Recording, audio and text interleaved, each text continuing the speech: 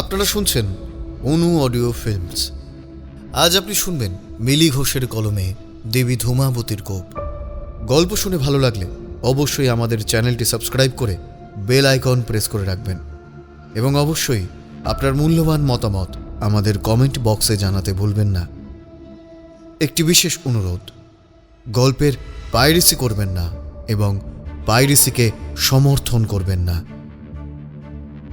শুরু হচ্ছে তারানাথ তান্ত্রিকের গল্প মিলি ঘোষের কলমে দেবী ধূমাবতীর কোপ।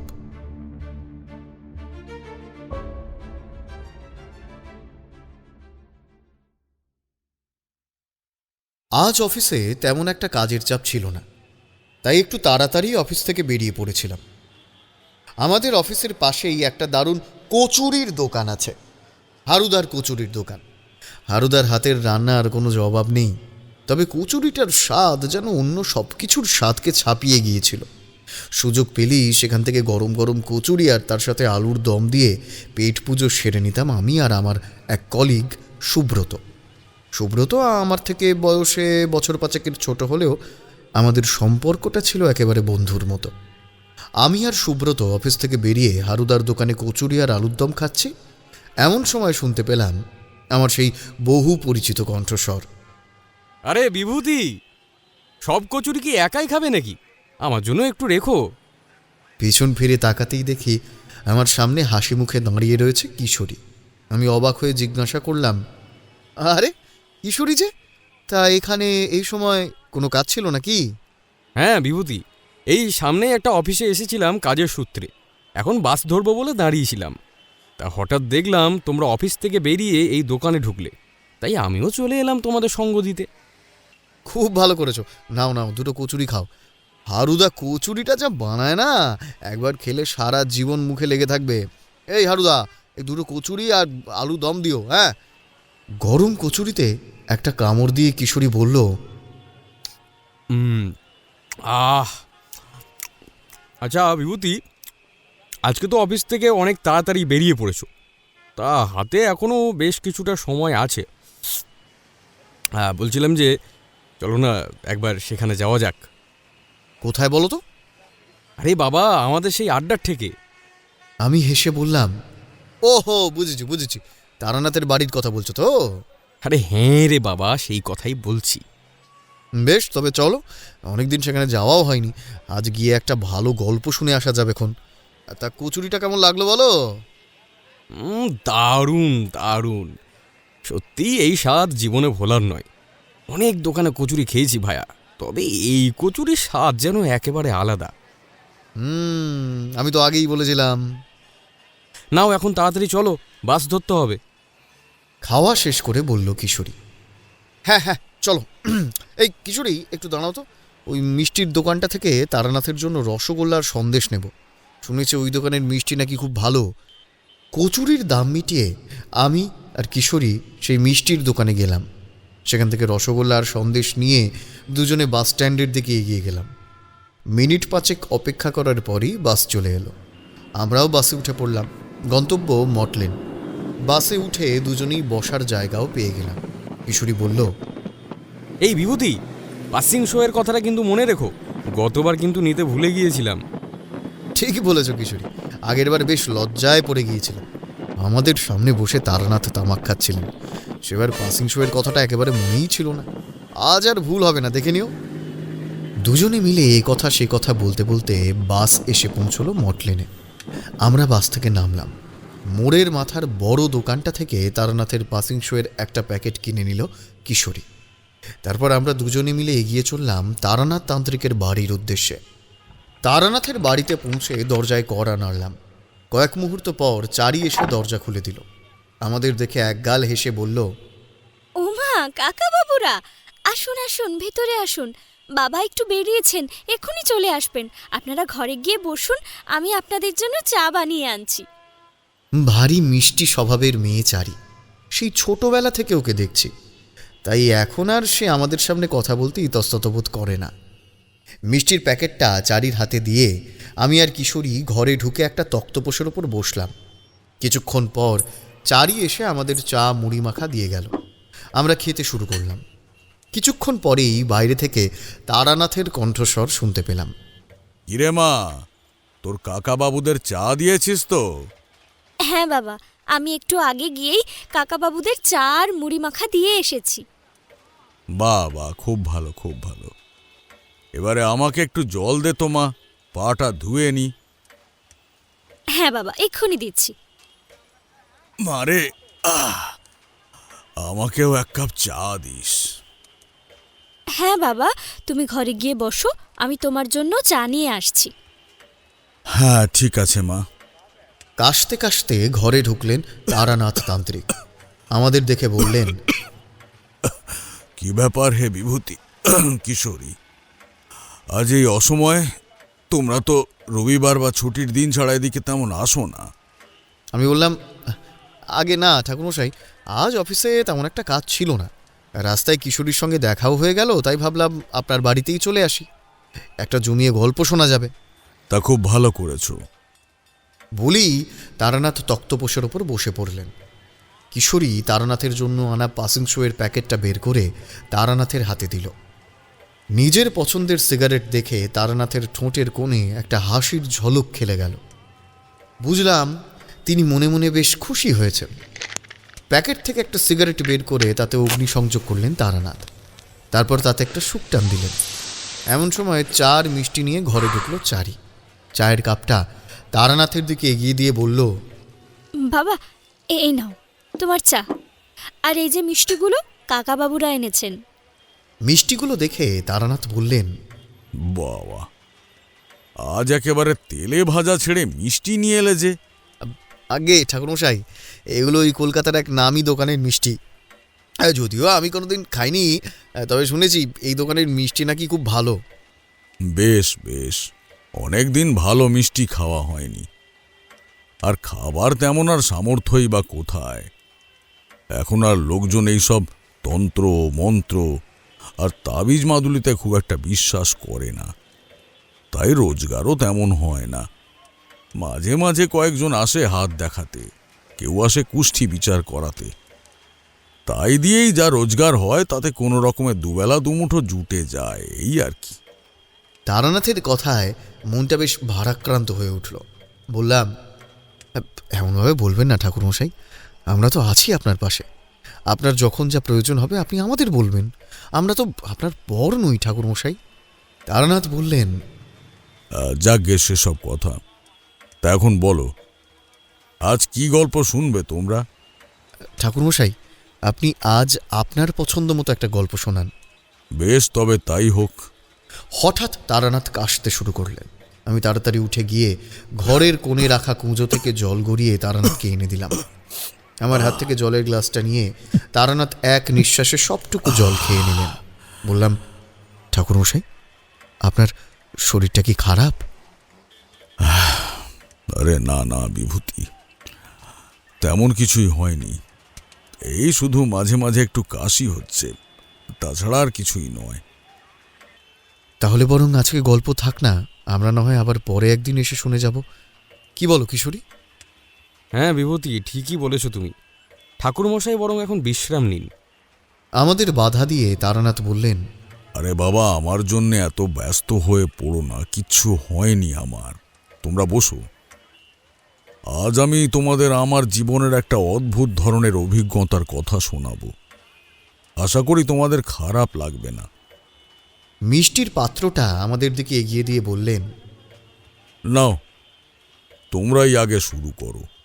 বললাম, না না ঠাকুরমশাই, এগুলো আপনার জন্যই এনেছি, আমরা রাস্তা থেকে খেয়ে এসেছি।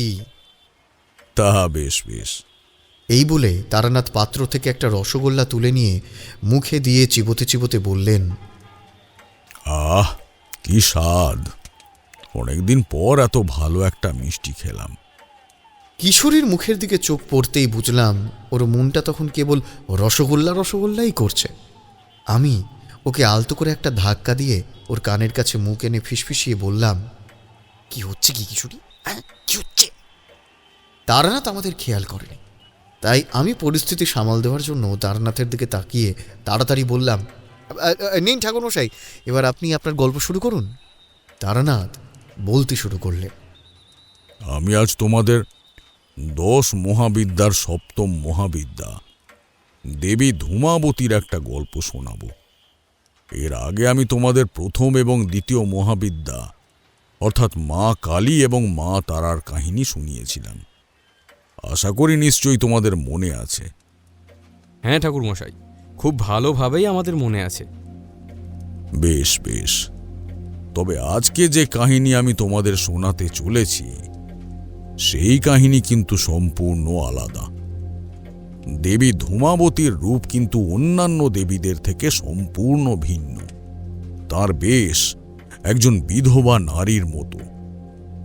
মায়ের রূপ কুৎসিত শীর্ণকায়, তার বাহন হলো কাক। তারানাথকে থামিয়ে দিয়ে আমি জিজ্ঞাসা করলাম, ঠাকুরমশাই, কোনো দেবীর বাহন কি কাক হতে পারে? তারানাথ বললেন, দেখো বিভূতি, দেবদেবীদের মায়া বোঝা বড়ই ভার। তাদের কাছে অসম্ভব বলে কিছুই হয় না। শাস্ত্রে কাককেই দেবীর বাহন হিসেবে চিহ্নিত করা হয়েছে। এরপর আমি কোনো কথা বাড়ালাম না। তারানাথ বললেন, কথিত আছে মহাদেবের বরে অমরত্ব প্রাপ্ত 2 অসুর শুম্ভ আর নিশুম্ভকে হত্যা করতে যখন দেবী কৌশিকী ব্যর্থ হন, তখন আদ্যাশক্তি মহামায়া তার 10 মহাবিদ্যার 7ম মহাবিদ্যা এই ধূমাবতীকে সৃষ্টি করেছিলেন। দেবী ধূমাবতী নিজের প্রাণঘাতী ধূমের সাহায্যে মায়াজাল সৃষ্টি করে সেই 2 অসুরের দৃষ্টিশক্তি হরণ করেছিলেন, আর সেই ধোঁয়ায় তাদের শ্বাসকষ্টও শুরু হয়ে যায়। তারপর সেই 2 অসুরকে বধ করা হয়েছিল। আবার অন্য একটি মতে বলা হয় দেবী সতীর ভস্ম থেকে দেবী ধূমাবতীর জন্ম হয়েছিল। তিনি একটি অশ্ববিহীন রথে অথবা কাকের পিঠে আরোহণ করেন। অনেকেই মনে করেন যে এই দেবী অশুভ শক্তির ধারক, এর সঙ্গে কোনো শুভ শক্তির কোনো সম্পর্ক নেই। কিন্তু তন্ত্রের সাধনায় এই দেবী আবার অতি গুরুত্বপূর্ণ স্থান লাভ করেন। তবে এই দেবীকে কোনো সাধারণ মানুষ আরাধনা করতে পারে না। কেবলমাত্র বিধবা নারী এবং সর্বত্যাগী সন্ন্যাসীরাই দেবী ধূমাবতীর আরাধনা করতে পারেন। গল্পটা শুরু করার আগে দেবীর একটা সম্যক ধারণা তোমাদের দিয়ে দিলাম, তাতে তোমাদের আজকের গল্পটা বুঝতে একটু সুবিধা হবে। তো যে ঘটনার কথা আজ তোমাদের বলতে চলেছি, সেই ঘটনা আজ থেকে অনেক বছর আগের। তখন অমর জীবনের সঙ্গে আমার সাক্ষাৎ ঘটে গেছে। এমন সময় আমি একদিন খবর পেলাম আমারই এক বহু পুরনো বন্ধু কালীচরণ পলাশডাঙ্গা গ্রামে এসেছে। আমরা দুজনে একই গুরুর শিষ্য। অনেকদিন কালীচরণের সাথে আমার সাক্ষাৎ হয়নি, তাই তার সাথে সাক্ষাতের জন্যে আমি পলাশডাঙ্গা গ্রামে গিয়ে উপস্থিত হলাম। আমি যখন সেখানে পৌঁছালাম, তখন সূর্যদেব পাটে বসেছেন। ক্লান্ত পাখিরা দিনের শেষে নিজেদের বাসায় প্রত্যাবর্তন করছে। পড়ন্ত বিকেলের রক্তিম আভায় প্রকৃতি এক অপূর্ব রূপ ধারণ করেছে। আমি গ্রামের মেঠো পথ ধরে হাঁটতে লাগলাম। গ্রামটা খুব একটা বড় নয়, তবে প্রকৃতি যেন এখানে নিজের রূপের ডালি সাজিয়ে নিয়ে বসে আছে। চারিদিকে শুধু সবুজের সমারোহ। মাঠে মাঠে ফলে রয়েছে সোনালি ধান। গ্রামে বেশিরভাগই কাঁচা বাড়ি, তবে পাকা বাড়িও যে নেই তা নয়, বেশ কয়েকটি রয়েছে। সেই সব দেখতে দেখতেই আমি এগিয়ে চলেছি আমার গন্তব্যস্থলের উদ্দেশ্যে। এমন সময় হঠাৎ আমার কানে এলো একটা কান্নার শব্দ। মনে হচ্ছে কাছে পিঠেই যেন কেউ কাঁদছে। এদিক ওদিক তাকাতেই আমি দেখতে পেলাম কয়েক হাত দূরে একটা বট গাছের তলায় বাঁধানো বেদিতে বসে একটি অল্প বয়সী যুবক কাঁদছে। আমি তার দিকে এগিয়ে গেলাম, জিজ্ঞেস করলাম, কি হয়েছে তোমার? এভাবে এখানে একা বসে কাঁদছো কেন? আমার প্রশ্নে ছেলেটি ধীরে ধীরে মুখ তুলল। আমাকে দেখে জিজ্ঞেস করল, আপনি কে ঠাকুর মশাই? আপনাকে তো এই গ্রামে আগে কখনো দেখিনি। আমি তারানাথ চক্রবর্তী, অনেক দূরে থাকি। এখানে এসেছি আমার এক বন্ধুর সঙ্গে দেখা করতে, কিন্তু তুমি এখানে এভাবে বসে কাঁদছো কেন? আমার প্রশ্নের উত্তরে ছেলেটি বলল, ঠাকুরমশাই, আমার বাবা ছিলেন একজন গরিব চাষি, কিন্তু কিছুদিন আগেই সন্ধ্যাবেলা মাঠ থেকে ফেরার পথে সাপের কামড়ে তিনি প্রাণ হারান। বাড়িতে আমার অসুস্থ মা আর একটা ছোট বোন রয়েছে। বাবা চলে যাওয়ার পর সংসারে সব দায়িত্ব এসে পড়ে আমার কাঁধে। জমিতে চাষ করে যে সামান্য কটা টাকা আয় হতো, তাতে কোনো রকমে সংসারটা চলে যাচ্ছিল। কিন্তু কিন্তু হঠাৎ করে না মা বেশি অসুস্থ হয়ে পড়েন, এবং তার চিকিৎসা করাতে গিয়ে আমি আমার সেই জমিটুকুও বিক্রি করে দিতে বাধ্য হই। এখন আমার পক্ষে সংসার চালানো দুষ্কর হয়ে উঠেছে ঠাকুরমশাই। আমি শহরেও গিয়েছিলাম কাজের আশায়, কিন্তু কোনো লাভ হয়নি। এদিকে বোনটাও বড় হয়ে গেছে, ওরও বিয়ে দিতে হবে। এতগুলো দায়িত্ব আমি কি করে পালন করবো ঠাকুরমশাই? কথায় কথায় জানতে পেরেছিলাম ছেলেটির নাম সুবল। তার দুঃখের কথা শুনে আমি তাকে বললাম, সুবল, চিন্তা করো না, মা তারার আশীর্বাদে সব কিছু ঠিক হয়ে যাবে। আমি তোমাকে একটা তাবিজ দিচ্ছি, সেইটা তুমি সর্বদা তোমার বাম হস্তে ধারণ করবে। এই বলে আমি আমার কাঁধের ঝুলি থেকে একটা তাবিজ বের করে তার হাতে বেঁধে দিলাম, আর তাকে আমার বাড়ির ঠিকানাও দিলাম। বললাম যদি কোনো সমস্যা হয় সে যেন আমার সাথে গিয়ে দেখা করে। এই বলে আমি সুবলের কাছ থেকে বিদায় নিলাম। এরপর কেটে গেল একটা মাস। একদিন দুপুরবেলায় আমি আমার ঘরে বসে একটা তন্ত্র সাধনার বইতে মনোনিবেশ করেছি। এমন সময় শুনতে পেলাম একটা পরিচিত কণ্ঠস্বর। ঠাকুরমশাই, বাড়িতে আছেন? আমি উঠে গিয়ে দরজা খুলে দিতেই সুবল এসে আমার পা দুটো জড়িয়ে ধরল। আমি বললাম, আরে আরে, এ কি করছো, ওঠো ওঠো।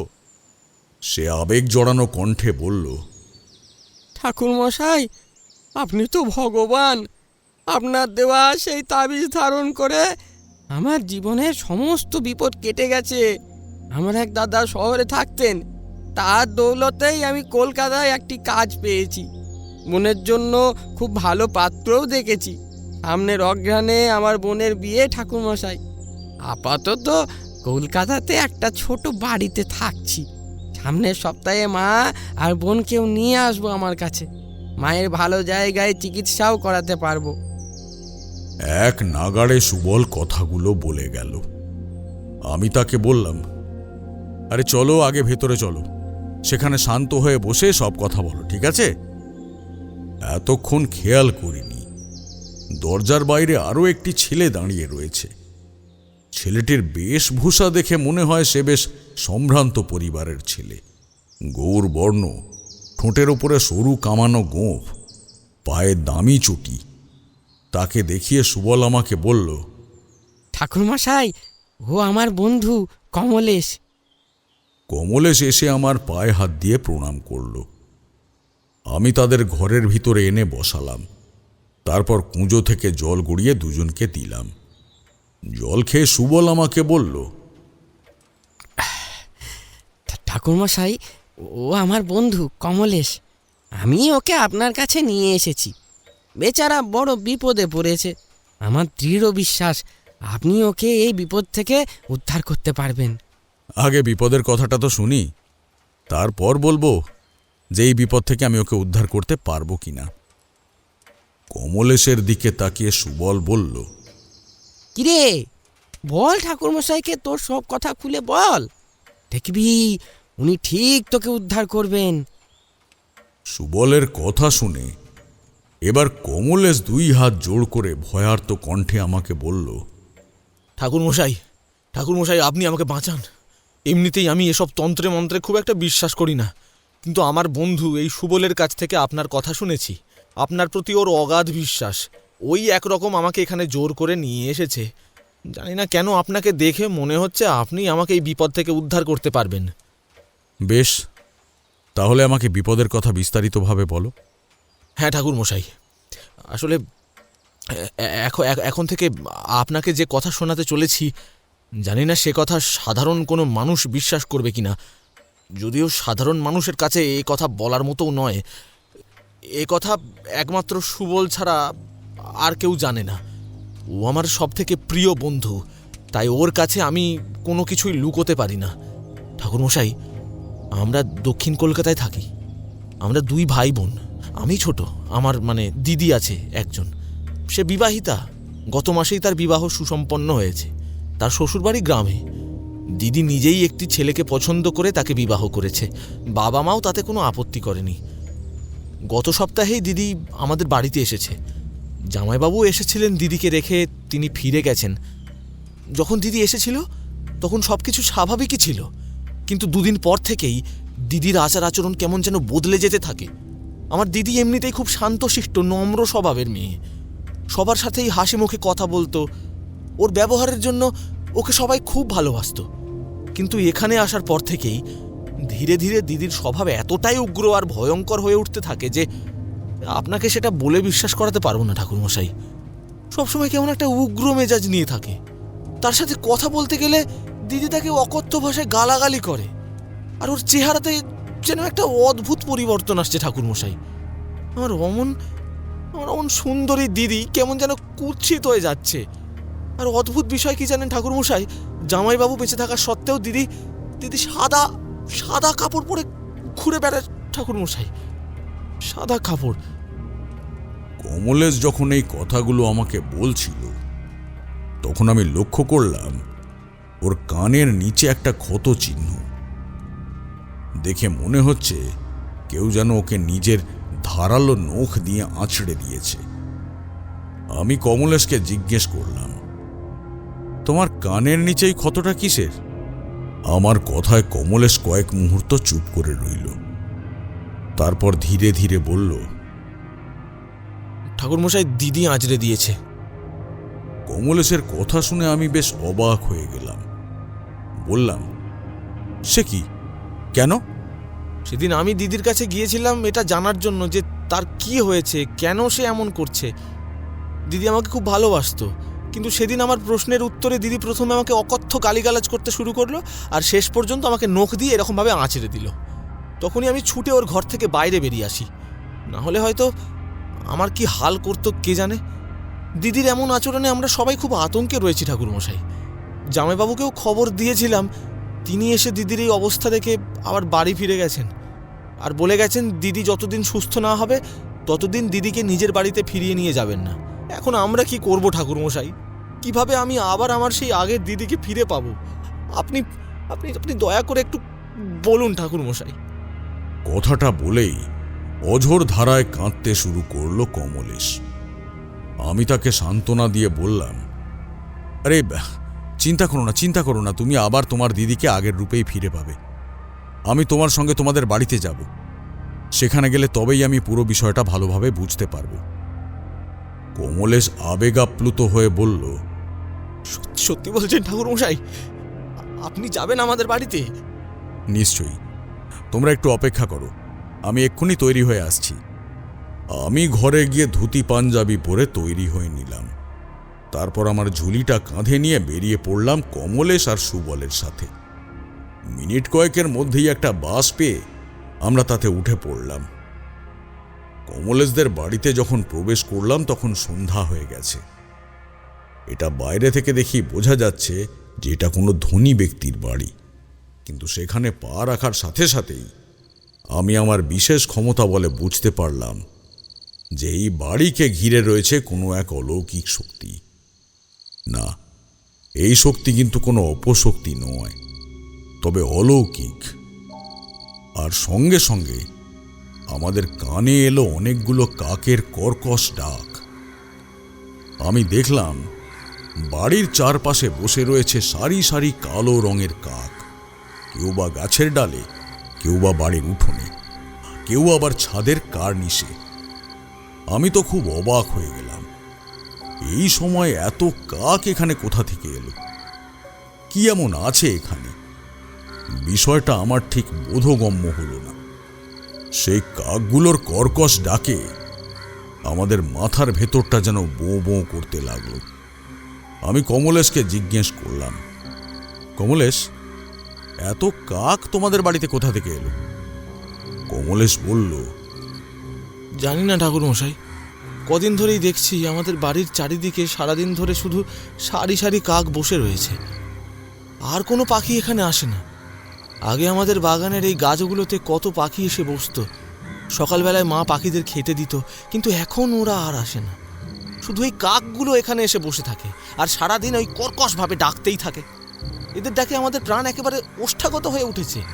রাত্রিবেলা পর্যন্ত ভালো করে ঘুমোতে পারি না আমরা। তবে ঠাকুরমশাই, আরও একটা কথা আপনাকে বলা হয়নি, যদিও জানি না এর সঙ্গে এই ঘটনার কোনো সংযোগ আছে কিনা, তবুও আমার মনে হয় কথাটা আপনাকে জানানো উচিত। তুমি নির্দ্বিধায় আমাকে বলো কমলেশ। ঠাকুরমশাই, এই কাকগুলো, এরা কিন্তু আমার দিদির খুব প্রিয়। ও সারাদিন ওদের খেতে দেয়, আর কাকগুলো ওকে খুব ভালোবাসে, সবসময় ওর চারিদিকে উঠতে থাকে। কমলেশের এই কথা আমাকে খুব অবাক করে দিল। আমরা এবারে ঘরের ভেতরে প্রবেশ করলাম। আসুন ঠাকুরমশাই, ভেতরে আসুন। বাবা, বাবা দেখো, ঠাকুরমশাই এসেছেন। কমলেশেরই ডাকে ঘরের ভেতর থেকে বেরিয়ে এলেন একজন বয়স্ক ভদ্রলোক। তার পরনে সাদা পাঞ্জাবি আর ধুতি, চোখে সোনালি ফ্রেমের চশমা। চেহারার মধ্যে একটা আভিজাত্যের ভাব আছে। আমাকে দেখেই তিনি হাত জোড় করে বললেন, আসুন ঠাকুর মশাই, আসুন। আমি জানতাম আপনি ঠিক আসবেন। আমি নিরঞ্জন মুখার্জি, কমলেশের বাবা। সুবল আমার ছেলের মতো। ও আমাকে কথা দিয়ে গিয়েছিল ও আপনাকে যেমন করেই হোক রাজি করিয়ে নিয়ে আসবেই। আপনি তো আমার ছেলে কমলেশের কাছ থেকে সবটাই শুনেছেন। আমিও ওর সাথে আপনার কাছে যেতাম, কিন্তু কদিন ধরেই মাঝে মাঝে বুকে প্রচণ্ড ব্যথা হচ্ছে, তাই আর যাওয়ার সাহস করে উঠতে পারিনি। আচ্ছা ঠাকুরমশাই, আপনার কি মনে হয় এই বিপদ থেকে আমরা আদৌ রক্ষা পাব? আমি তাকে বললাম, দেখুন নিরঞ্জনবাবু, আমি এখনই আপনাকে কিছু বলতে পারছি না। যতক্ষণ না আমি আপনার কন্যাকে নিজের চোখে দেখছি, ততক্ষণ পর্যন্ত আমার পক্ষে কিছুই বলা সম্ভব নয়।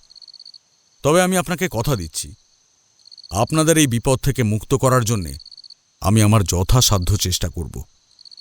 ঠিক আছে ঠাকুরমশাই, তাহলে আজকের রাত্রিটুকু আপনি বিশ্রাম নিন। কাল সকালে আপনাকে আমার কন্যার কাছে নিয়ে যাব। বেশ, তাই হবে। এরপর ভদ্রলোক কমলেশের দিকে তাকিয়ে বললেন, যাও কমলেশ, ঠাকুরমশাইকে ওর ঘরে নিয়ে যাও। ঠিক আছে বাবা, আসুন ঠাকুরমশাই, আমার সঙ্গে আসুন। আমিও তাকে অনুসরণ করলাম। বাড়ির দক্ষিণ দিকের একটা ঘরে থাকার ব্যবস্থা করা হয়েছিল। আপনি এখানে বিশ্রাম নিন একটু ঠাকুরমশাই। মা একটু পরেই আপনার জন্য একটু খাবার নিয়ে আসছেন। আরে আমাকে নিয়ে এত ব্যস্ত হয়ে পড়ো না। শ্মশানে খোলা মাঠে পড়ে থাকা মানুষ আমি, আমার এত সেবা যত্নের দরকার নেই। আপনি কি বলছেন ঠাকুরমশাই? তা বললে হয়? আপনি সাধক মানুষ, আপনার সেবা যত্ন করতে পারলে আমাদেরও যে পুণ্য লাভ হবে। সুবল, তুই আমার সঙ্গে আয়। কমলেশ আর সুবল ঘর থেকে বেরিয়ে গেল।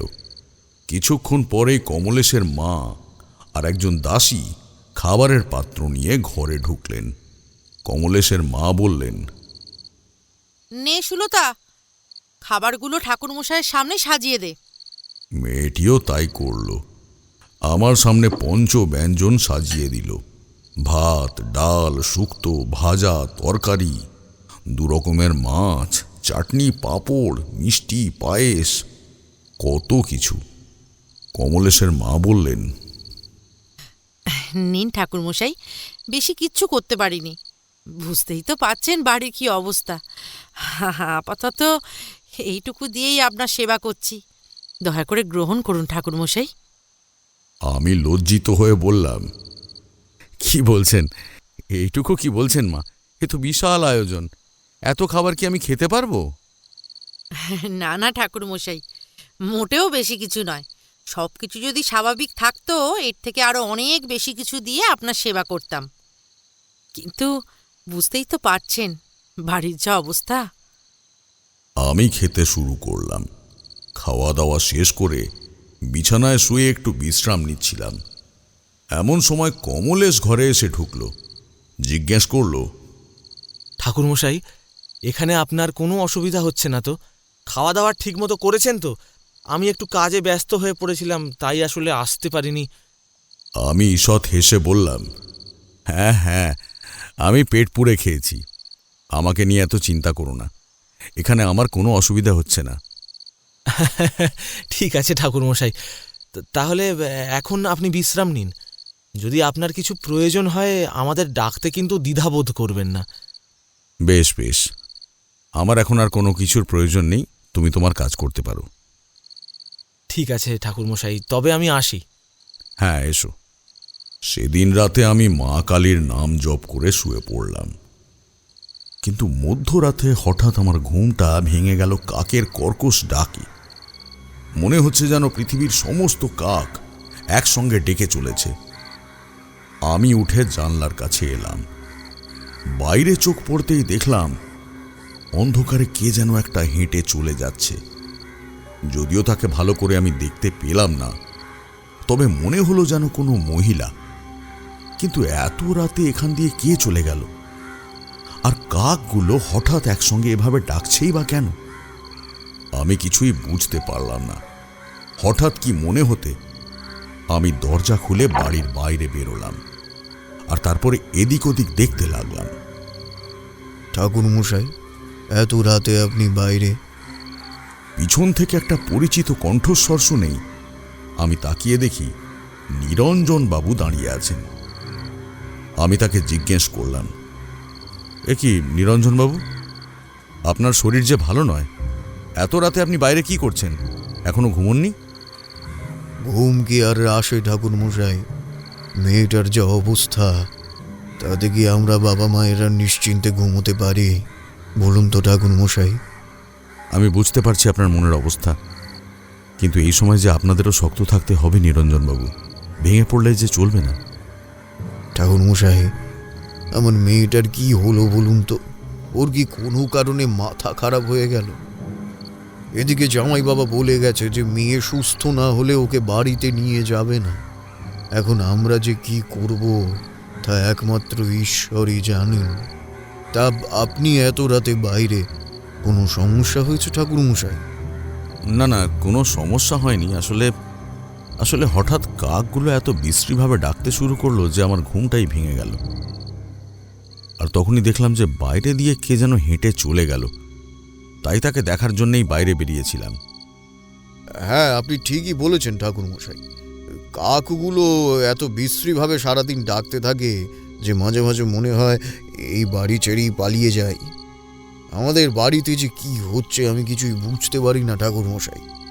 এত রাতে এখানে কে আসবে ঠাকুরমশাই? মনে হয় আপনি ভুল দেখেছেন। নিরঞ্জন বাবু যাই বলুক না কেন, আমি কিন্তু ভুল দেখিনি। এই বিষয়ে তাকে আর কিছু বললাম না, শুধু তাকে সান্ত্বনা দিয়ে বললাম, আপনি চিন্তা করবেন না, আমি যখন এখানে একবার এসে পড়েছি তখন নিশ্চয়ই কোনো একটা ব্যবস্থা আমি করতে পারবো। যান, আপনি এখন ঘরে গিয়ে শুয়ে পড়ুন। নিরঞ্জন বাবু ভিতরে চলে গেলেন। আমি আরো কিছুক্ষণ সেখানে দাঁড়িয়ে রইলাম, তারপর ঘরে গিয়ে শুয়ে পড়লাম।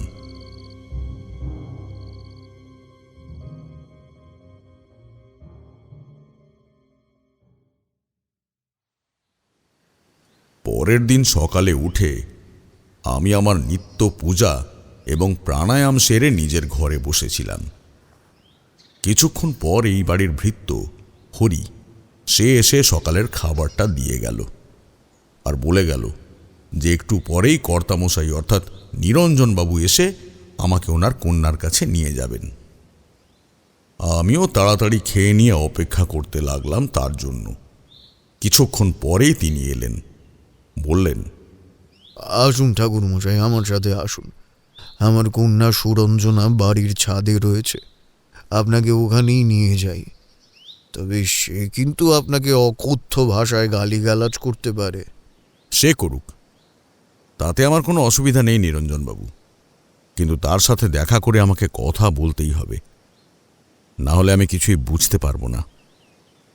বেশ, চলুন তবে। নিরঞ্জন বাবুর সাথে আমি সেই বাড়ির ছাদে এসে উপস্থিত হলাম, আর দেখলাম এক অদ্ভুত দৃশ্য। সুরঞ্জনা সেখানে দাঁড়িয়ে রয়েছে। তার পরনে একটা মলিন আলুথালু সাদা শাড়ি, মাথার চুল রুক্ষ, শুষ্ক, এলোমেলো, আর তাকে ঘিরে রয়েছে সারি সারি কাক। কেউ তার মাথায় বসে আছে, আবার কেউ বা ঘাড়ে, আবার কেউ কেউ তাকে ঘিরে উড়ে বেড়াচ্ছে। সে কাকগুলোকে খেতে দিচ্ছে, আর কাকগুলো মহানন্দে সেগুলো খাচ্ছে, আর কাঁ কাঁ করে কর্কশ শব্দে সমানে ডেকে চলেছে। এই দৃশ্য আর সকলের কাছে অদ্ভুত বলে মনে হলেও আমার কাছে কিন্তু অদ্ভুত বলে মনে হলো না, কারণ আমি যে তাকে একবার দেখেই চিনতে পেরেছিলাম। সকলের কাছে সে সুরঞ্জনা হলেও সন্তানের কাছে তিনি যে মা, তিনি আর কেউ নন, 10 মহাবিদ্যার অন্যতমা দেবী ধূমাবতী। তাকে দেখেই আমি দুহাত কপালে ঠেকালাম। তারপর ধীরে ধীরে তার কাছে এগিয়ে গিয়ে বললাম, মা সুরঞ্জনা, তোমার সাথে আমি কি একটু কথা বলতে পারি মা? আমার প্রশ্ন শুনেই সুরঞ্জনা আমার দিকে ক্রোধান্বিত দৃষ্টিতে তাকালো। তারপর বলল, কে তুই? কেন এসেছিস এখানে? যা যা যা, হারামজাদা, দূর হ এখান থেকে, নইলে নইলে কিন্তু আমি তোকে শেষ করে দেব, আর তার সাথে সাথে এই বাড়ির সবাইকে আমি আমি খেয়ে ফেলবো।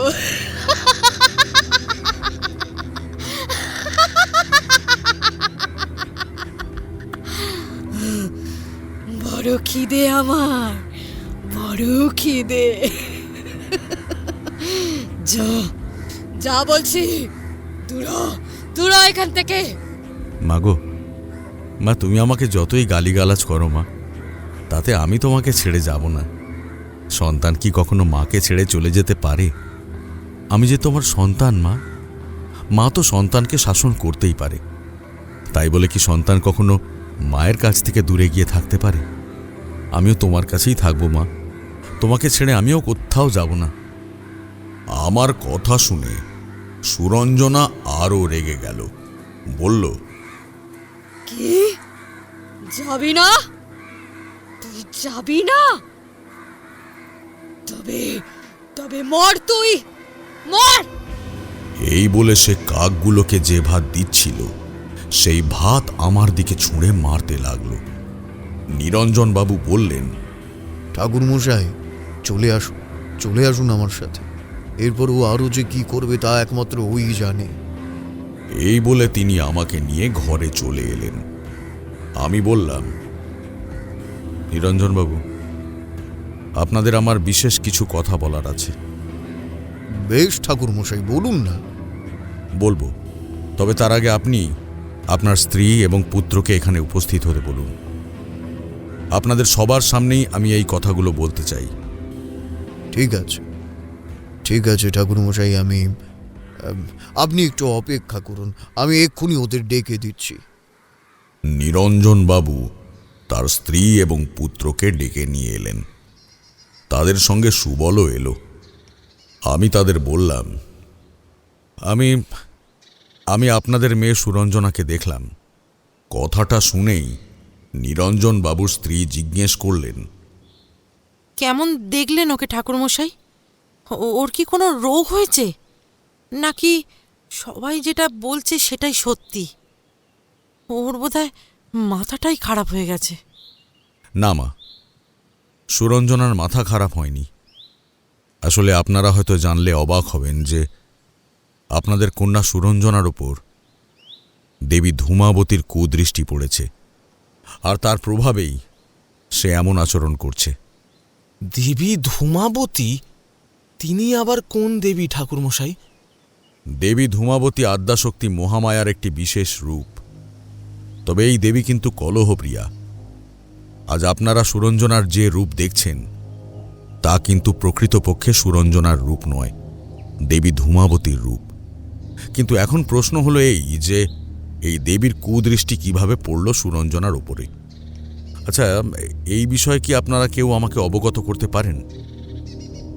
নিরঞ্জনবাবু বললেন, না ঠাকুরমশাই, আমি তো এমন দেবীর নাম আজ আপনার কাছেই প্রথম শুনলাম, আগে তো কখনো শুনিনি।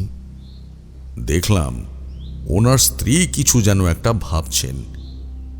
আমি তাকে জিজ্ঞেস করলাম, মা, আপনি কি এই বিষয়ে কিছু আমাকে বলতে পারবেন?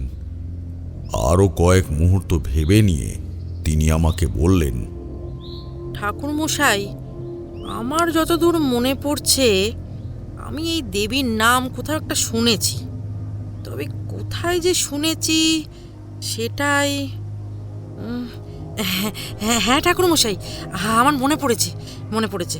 সুরঞ্জনাই একবার আমাকে বলেছিল যে ওর শ্বশুর বাড়ির কাছে নাকি একটি ধূমাবতী দেবীর মন্দির আছে, আর সেখানে নাকি বছরের একটি নির্দিষ্ট তিথিতে বেশ জাঁকজমকপূর্ণভাবে পুজো করা হয়।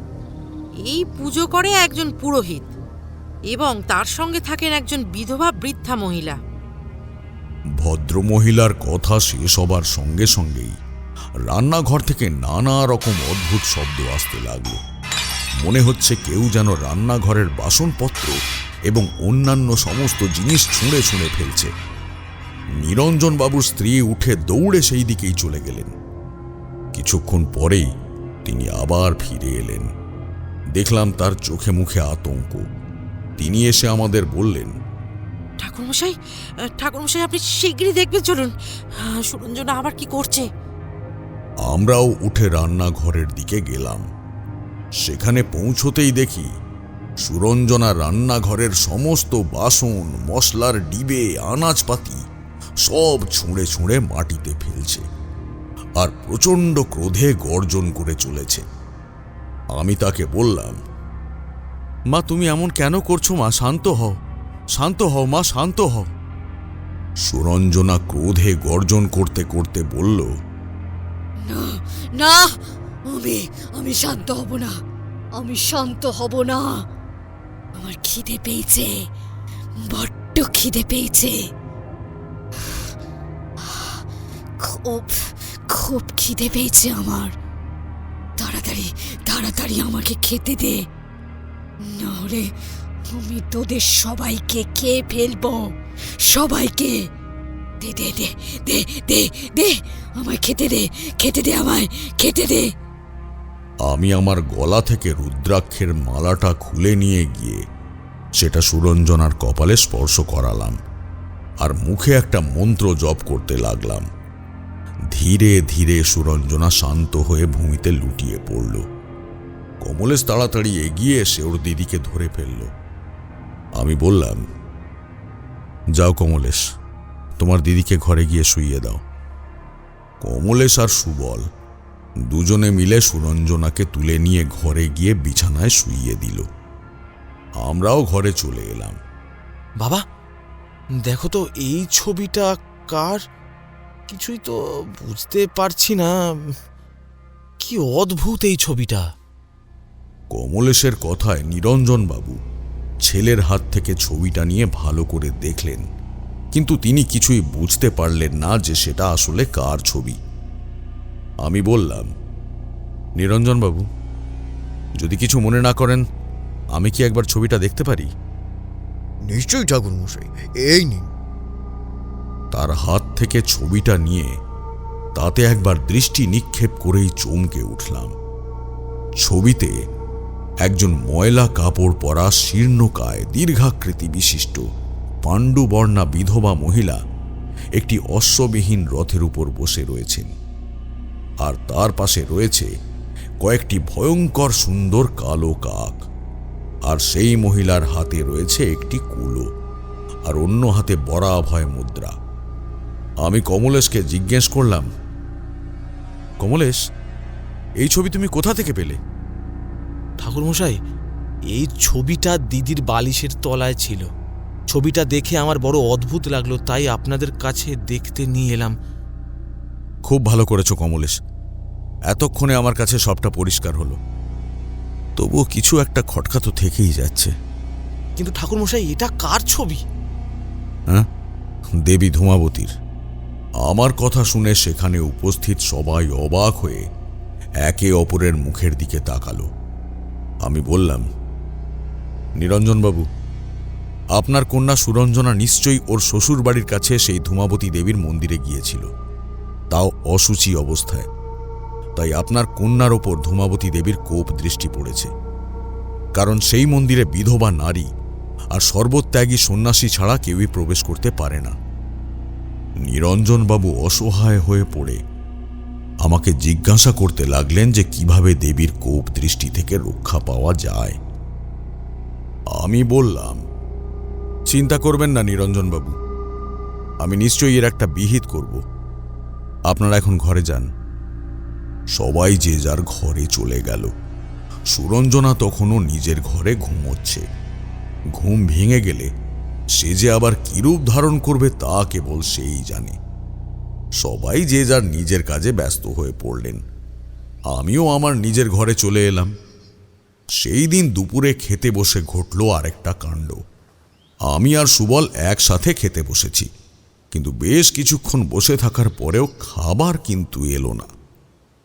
এক সময় সুবল প্রায় এক প্রকার নিরুপায় হয়ে বলল, ঠাকুরমশাই, মনে হচ্ছে খাবার আসতে এখনো দেরি হবে। চলুন এখন বরং উঠেই পড়ি। দুজনে উঠতে যাব, এমন সময় ভেতর থেকে শুনতে পেলাম সুরঞ্জনার চিৎকার। না, দেব না, আমি কাউকে খেতে দেব না। আমি খাবো, সব কিছু আমি খাবো। এই সব কিছু আমি খাবো। আমি সব খাবার আমার খাবার। আমার বড্ড খিদে পেয়েছে, আমার বড্ড খিদে পেয়েছে। আমি আর সুবল উঠে এলাম। রান্নাঘরের সমস্ত খাবার নিয়ে আগলে মাটিতে হাত পা ছড়িয়ে বসে আছে সুরঞ্জনা, আর মাঝে মাঝে খাবারের পাত্র থেকে খাবার ছুঁড়ে ফেলছে। কমলেশ বলল, দিদি, দিদি তুই এরকম করিস না দিদি। দিদি আমার কথা শোন, বাড়িতে অতিথি এসেছেন। অতিথি যে নারায়ণ, ওনাকে কিভাবে অভুক্ত রাখবো বলতে পারিস? কমলেশের প্রশ্নে একটা প্রকাণ্ড গর্জন করে সুরঞ্জনা বলল, থাক অভুক্ত, সবাই অভুক্ত থাক। আজকে সব খাবার আমি খাবো, সব খাবার আমি খাবো। তোরা যা যা যা যা, এখান থেকে যা যা যা, সবকটা হারামজাদার দল, যা সবকটা এখান থেকে যা যা যা। মর খেয়ে তোরা, মর কে যা যা, না হলে এই কুলোর বাতাস দিয়ে আমি তোদের সব কটাকেই বাড়ি ছাড়া করব। যা যা যা। এই বলে সে হাঁড়ি থেকে ভাত নিয়ে কমলেশের দিকে ছুঁড়তে লাগলো। আমি আমার রুদ্রাক্ষের মালাটা হাতে জড়িয়ে নিয়ে ধূমাবতী দেবীর একটা মন্ত্র উচ্চারণ করতে লাগলাম। সুরঞ্জনা ধীরে ধীরে শান্ত হয়ে এলো। কমলেশের মাকে বললাম, মা, আপনি যান, সুরঞ্জনাকে ঘরে নিয়ে যান, ও এখন আর কিছু বলবে না আপনাদের। তিনিও আমার আদেশ পালন করলেন। এমন সময় হঠাৎ দেখি কিশোরী কেমন যেন উসউস করছে। ব্যাপারটা তারানাথের চোখে এড়ায়নি। তিনি গল্প থামিয়ে কিশোরীকে প্রশ্ন করলেন, বলো হে কিশোরী, মনে হচ্ছে তো কিছু জানতে চাও, বলো কি জানতে চাও? ঠাকুরমশাই, বেশ কিছুক্ষণ ধরেই আমার মনে একটা প্রশ্ন ঘোরাফেরা করছে। আমি কি সেগুলো আপনাকে জিজ্ঞেস করতে পারি?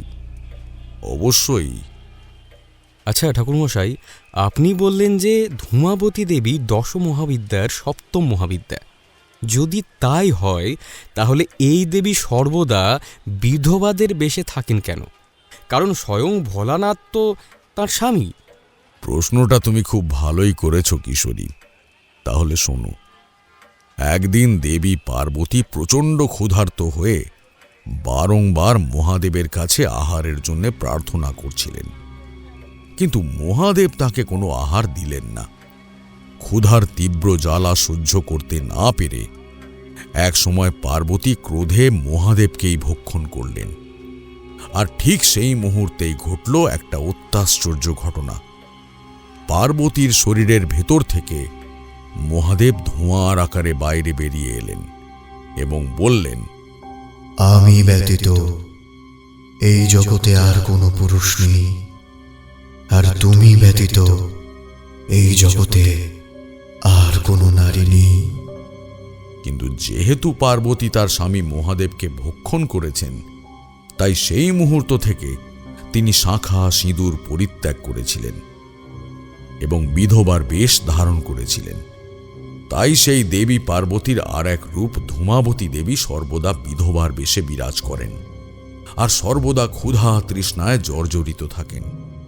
এই পর্যন্ত বলে তারানাথ থামলেন। তারপর আমার দিকে তাকিয়ে জিজ্ঞাসা করলেন, তা বিভূতি, কোথায় যেন শেষ করেছিলাম আমি? আমি তাড়াতাড়ি বললাম, ওই যে সুরঞ্জনাকে তার মা ঘরে নিয়ে গেল। তারানাথ ঘাড় নেড়ে বললেন, ও হ্যাঁ হ্যাঁ, মনে পড়েছে। যাই হোক, তা সুরঞ্জনাকে নিয়ে তিনি ঘরে চলে যেতেই নিরঞ্জন বাবু দুহাত জোড় করে আমাকে বললেন, ঠাকুর মশাই, আমাদের ক্ষমা করে দেবেন। আজ আপনাকে আমি দুবেলা দুমুঠো অন্ন দিয়ে সেবা করতে পারলাম না, তবে আপনি একটু অপেক্ষা করুন। আমি আমাদের বামুন ঠাকুরকে বলছি আপনার জন্য কিছু আহার প্রস্তুত করে দিতে। একটু পরেই হরি এসে খাবার দিয়ে গেল, ভাত, ডাল, তরকারি, মিষ্টি। খাওয়া দাওয়ার পর আমি ঘরে বসে একটু বিশ্রাম নিচ্ছিলাম। কমলেশ এসে আমার ঘরে প্রবেশ করল। আমি তাকে জিজ্ঞেস করলাম, তোমার দিদি এখন কেমন আছে? সে আমাকে বলল, দিদি এখন ঘুমোচ্ছে। বেশ বেশ। কিন্তু ঠাকুরমশাই, এভাবে আর কতদিন চলবে? চিন্তা করো না, আগামী পরশু কৃষ্ণপক্ষের পঞ্চমী তিথি, ওই দিন আমি যজ্ঞ করব। আশা করি তারপর তোমার দিদি ধীরে ধীরে স্বাভাবিক হয়ে উঠবে। সেদিনও মধ্যরাতে আবার কাকের কর্কশ ডাকে আমার ঘুম ভেঙে গেল। আমি বেশ বুঝতে পারলাম ঘটনাটা আসলে ঠিক কী ঘটেছে, কেন তারা এভাবে ডাকছে। আমি তাড়াতাড়ি দরজা খুলে বাড়ির বাইরে এলাম। দেখলাম বাড়ির বাগানে দাঁড়িয়ে রয়েছে একটি অশ্ববিহীন রথ। তার চারপাশটা যেন একটা উজ্জ্বল আলোয় ভরে উঠেছে, আর তার ঠিক পাশেই একজন সাদা শাড়ি পরা শীর্ণকায় বৃদ্ধা মহিলা বাগানের এক কোণে দাঁড়িয়ে রয়েছেন, আর তাকে ঘিরেই রয়েছে সেই কাকগুলো। কেউ কেউ আবার তার গায়ে মাথায় উঠেও বসেছে। বৃদ্ধা পরম স্নেহে তাদের মাথায় হাত বুলিয়ে দিচ্ছেন। আমি দৌড়ে সেই বৃদ্ধার কাছে গেলাম। তারপর দুহাত জোড় করে হাঁটু মুড়ে বসে তাকে মিনতি জানিয়ে বললাম, মাগো, মাগো, কেন এমন করছো তুমি মা? তোমার সন্তানদের উপর এমন নির্দয় কেন হলে মা তুমি? কি দোষ করেছে ওরা বলো? আমি জানি সুরঞ্জনা তোমার মন্দিরে অশুচি অবস্থায় প্রবেশ করেছিল, কিন্তু তুমি যে মা, সুরঞ্জনা তো তোমারই সন্তান মা। তার উপর এমন নির্দয় তুমি হয়েও না মা। সে হয়তো না বুঝেই সেই কাজ করে ফেলেছিল। তুমি ওকে ক্ষমা করে দাও মা। আমার এইটুকু অনুরোধ তুমি রাখো। তার জন্যে যা যা করতে হবে আমি সব করব মা, সব করব। বৃদ্ধা বললেন, যা করতে বলবো পারবি তো করতে? পারবো মা, নিশ্চয়ই পারবো। তুমি শুধু একবার আদেশ করো মা, আমায় কি করতে হবে? সুরঞ্জনার শ্বশুর বাড়ির গ্রামে যা, সেখানে গেলেই তোর সব প্রশ্নের উত্তর তুই পাবি।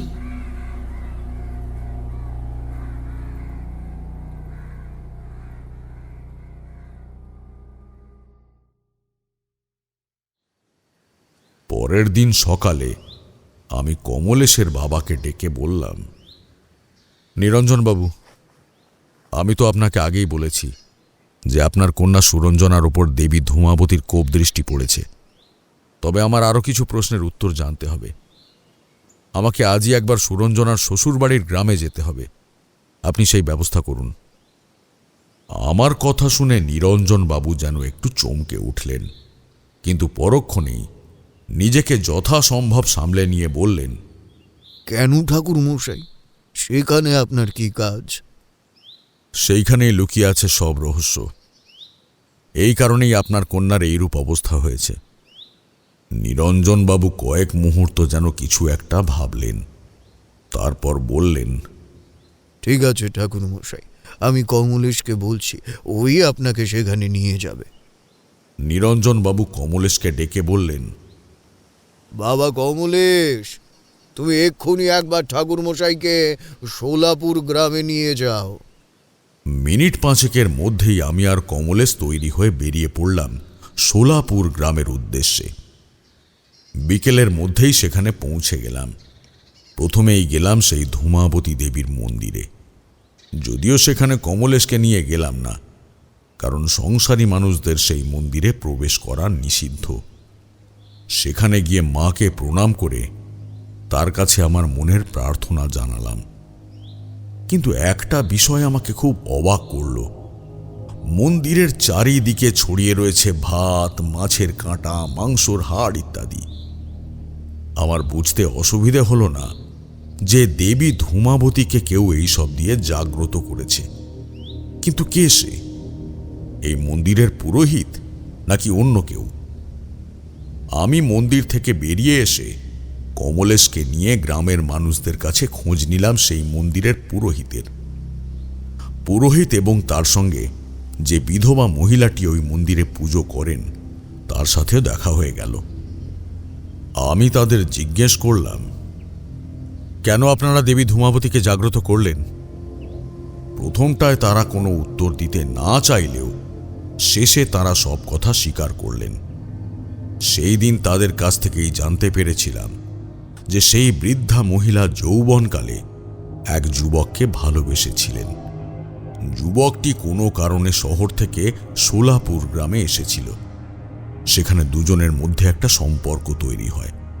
যুবকটি তাকে বিয়ের প্রতিশ্রুতিও দেয়, কিন্তু কিছুদিন পরেই সে শহরে নিজের বাড়িতে ফিরে যায়।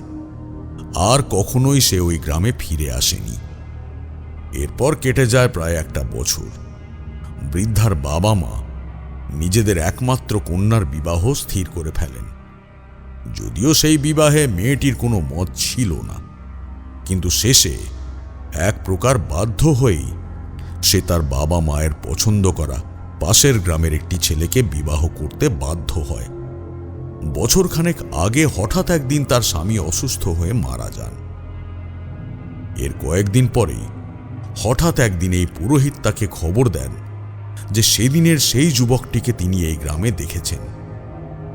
যদিও এখন তার চেহারায় অনেক পরিবর্তন হয়েছে, চুলে পাক ধরেছে, চোখে চশমাও পরতে হয়েছে, কিন্তু তাকে চিনতে সেই পুরোহিতের বিন্দুমাত্র ভুল হয়নি। পুরোহিত সেই যুবকটিকে চিনতেন, কারণ এই পুরোহিত ছিলেন এই বৃদ্ধা মহিলার বাল্য বন্ধু। তিনি সমস্ত বিষয়টাই জানতেন।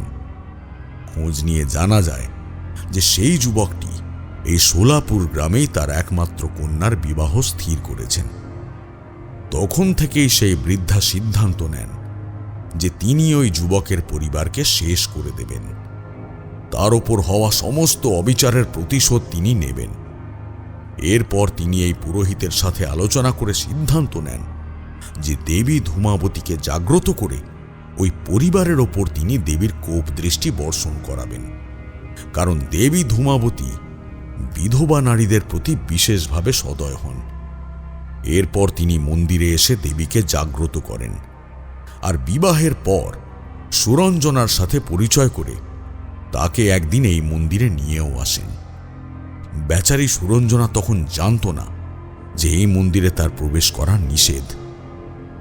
তিনি সুরঞ্জনাকে ধূমাবতী দেবীর একটা ছবি দিয়েছিলেন, আর সুরঞ্জনাও ভক্তি ভরে সেটি গ্রহণ করেছিল। সবসময় সে নিজের কাছেই সেটাকে রাখত। সেই ছবিটাই সেদিন কমলেশ তার বালিশের নিচ থেকে বের করে এনেছিল। কিন্তু সেই যুবকটি আসলে কে ছিল? তারানাথ গম্ভীর হয়ে বললেন, এখনো বুঝতে পারছো না হে বিভূতি? সেদিনের সেই যুবকটি যে বর্তমানে কমলেশের বাবা নিরঞ্জন মুখার্জি। বেশ কিছুক্ষণ ঘরের মধ্যে নীরবতা বিরাজ করল।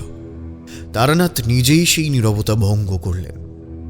যাই হোক, সোলাপুর গ্রামে সেই বৃদ্ধার কাছ থেকে সব কথা শুনে আমি বুঝতে পেরেছিলাম যে আমি যখন নিরঞ্জন বাবুকে এই গ্রামে আসার কথা বলেছিলাম তখন তিনি চমকে উঠেছিলেন কেন।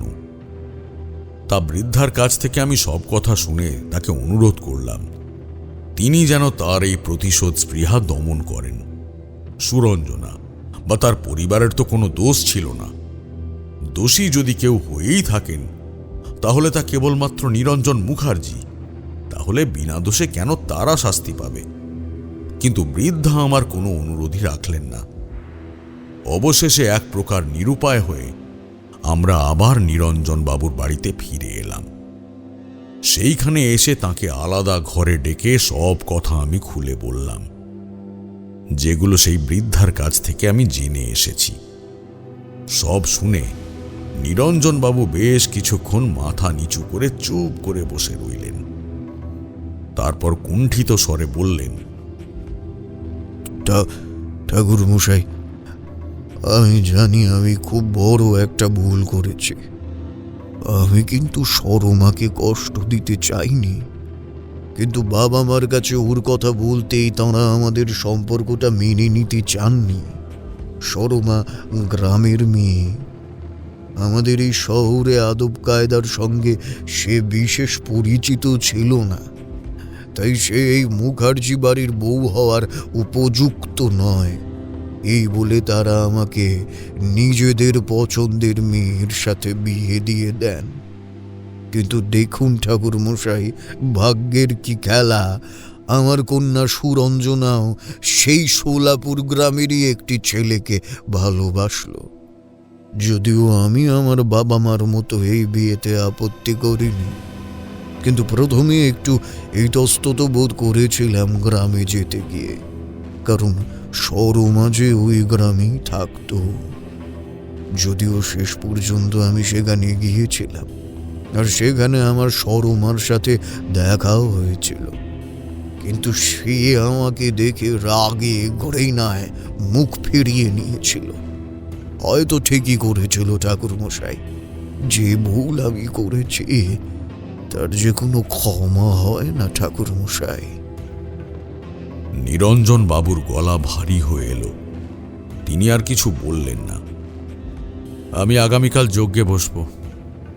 আমি আপনাকে একটা ফর্দ তৈরি করে দিচ্ছি। সেই ফর্দ অনুযায়ী আপনি যজ্ঞের সব উপকরণ এনে রাখবেন।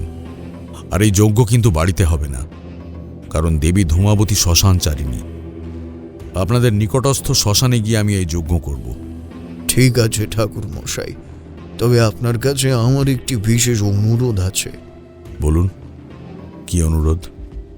ঠাকুর মশাই, দয়া করে আপনি আমার স্ত্রীকে সরমার বিষয়ে কিছু জানাবেন না। আপনি নিশ্চিন্তে থাকুন, তবে কমলেশ কিন্তু সবটাই জানে। নিরঞ্জন বাবু আর কিচ্ছু বললেন না, ঘর থেকে বেরিয়ে গেলেন। পরের দিন রাতে আমি, কমলেশ আর সুবল তিনজনে শ্মশানে প্রবেশ করলাম। যজ্ঞের সমস্ত উপকরণ আমরা নিজেরাই সঙ্গে করে নিয়ে এসেছিলাম। আমি পাশের নদীতে স্নান সেরে শুদ্ধ কালো বস্ত্র পরিধান করে চিতাভস্য মেখে যজ্ঞে বসলাম। দেবীর রূপ কল্পনা করে দেবীর বীজ মন্ত্রটি উচ্চারণ করলাম। ধূ ধূ ধূমাবতী স্বাহা, ধূ ধূ ধূমাবতী স্বাহা। তারপর দেবীকে শুকনো ফুল নিবেদন করে ধূপ জ্বালালাম। মদ, মাংস আর রক্ত দিয়ে দেবীকে নৈবেদ্য অর্পণ করলাম। তারপর শুরু করলাম হোম যজ্ঞ। মন্ত্র উচ্চারণ করে সেই যজ্ঞে আহুতি দিতে লাগলাম। হঠাৎ সেই যজ্ঞের ধোঁয়ায় চারিদিক আচ্ছাদিত হয়ে গেল। সেই ধোঁয়ার তীব্রতা এতই বেশি ছিল যে আমার শ্বাস নিতে কষ্ট হচ্ছিল। সুবল আর কমলেশ আমার থেকে অনেকটাই দূরে দাঁড়িয়েছিল, তাই তাদের তেমন একটা অসুবিধে হচ্ছিল না। আমার দম বন্ধ হয়ে আসবে এমন সময় দেখলাম সেই যজ্ঞের ধোঁয়ার ভেতর থেকে একটা উজ্জ্বল জ্যোতি বেরিয়ে আসছে, আর সেই জ্যোতির ভেতরে বিরাজ করছেন স্বয়ং দেবী ধূমাবতী। আমি মা বলে তাকে নতমস্তকে প্রণাম করলাম। মা, তিনি আমাকে আশীর্বাদ করে বললেন, তারানাথ, তোর মনস্কামনা পূর্ণ হোক। আমার আশীর্বাদ সর্বদা তোর সাথে আছে। এই বলে দেবী আবার মিলিয়ে গেলেন। আমি আবার মাকে প্রণাম জানালাম। দেখলাম আমার যজ্ঞের আগুন ক্রমশ নিভে আসছে, আর সেই ধোঁয়াও বাতাসে ধীরে ধীরে মিলিয়ে যাচ্ছে। আমিও যজ্ঞ সমাপ্ত করে উঠে পড়লাম। তারপর কমলেশ আর সুবলকে নিয়ে বাড়ি ফিরে এলাম। তখন ভোরের আলো ফুটতে শুরু করেছে। বাড়ি ফিরে দেখি নিরঞ্জনবাবু এবং তার স্ত্রী জেগে রয়েছেন। আমি তাদের বললাম, আর কোনো চিন্তা নেই, কাল থেকেই আপনাদের কন্যা সুরঞ্জনা নিজের স্বাভাবিক অবস্থায় ফিরে আসবে। এই বলে আমি নিজের ঘরে চলে এলাম। সকালের আলো ফুটতেই আমি তৈরি হয়ে নিলাম বাড়ি ফেরার উদ্দেশ্যে। কাঁধের ঝোলাটা নিতে যাব, এমন সময় ঘরে প্রবেশ করল কমলেশ। প্রথমেই আমার পা ছুঁয়ে প্রণাম করল, তারপর বলল, ঠাকুরমশাই, আপনি যে অসাধ্য সাধন করেছেন, আমি আবার আমার আগের দিদিকে ফিরে পেয়েছি। দিদি এসেছে আপনার আশীর্বাদ নিতে। দেখলাম দরজার সামনে দাঁড়িয়ে রয়েছে অপূর্ব সুন্দরী এক নারী।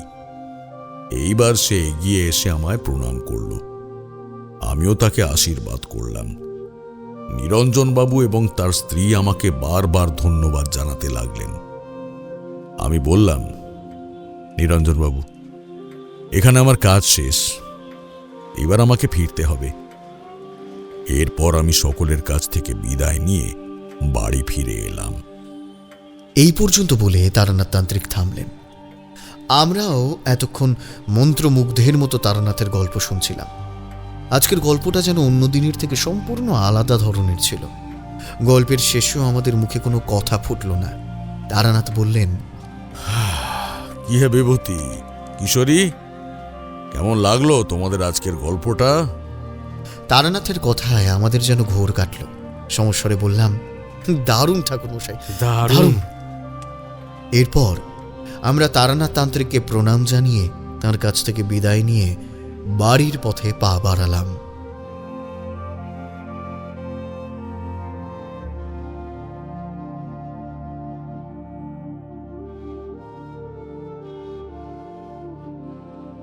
শুনছিলেন তারানাথ তান্ত্রিকের গল্প মিলি ঘোষের কলমে দেবী ধূমাবতীর কোপ। বিভিন্ন চরিত্রে নর্মদা, সৌমিতা, অয়ন্তিকা, সৌম্যজিৎ, জ্যোতির্ময়, অমিত এবং ঋতম। সমগ্র গল্পটির কণ্ঠাভিনয় নির্মাণ করেছে ঋতুরা স্টুডিও। সমগ্র গল্পটির কণ্ঠ সম্পাদনা, ধ্বনি সম্পাদনা এবং আবহ সম্পাদনা করেছে 62 APS স্টুডিও। গল্প শুনে ভালো লাগলে অবশ্যই আমাদের চ্যানেলটি সাবস্ক্রাইব করে বেল আইকন প্রেস করে রাখবেন, এবং অবশ্যই গল্প শুনে আপনার কেমন লাগলো আপনার মূল্যবান মতামত আমাদের কমেন্ট বক্সে জানাতে ভুলবেন না। তাহলে আগামী সপ্তাহে আবারও একটি রোমাঞ্চকর গল্প নিয়ে হাজির হব আমরা। ততক্ষণ পর্যন্ত স্টে টিউনড।